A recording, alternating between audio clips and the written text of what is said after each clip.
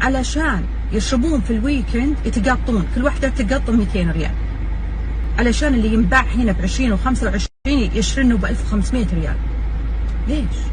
صدق هذا موضوع، ترى موضوع ثاني، خلونا من السياحة الآن، هذا موضوع ثاني. يعني ينباع وينباع بس ينباع من تحت الطاولة، ينباع من 1500 وفوق. هذا إذا كان يوم الثلاثاء تبي تشتريه، إذا تبي تشتريه يوم الجمعة ولا يوم السبت يطق لك فوق 2000 ريال.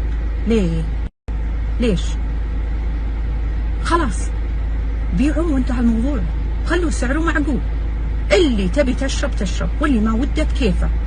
يقولون الحين محرم، الدخان محرم، الدخان مش محرم، هذا وينباع نفس الشيء.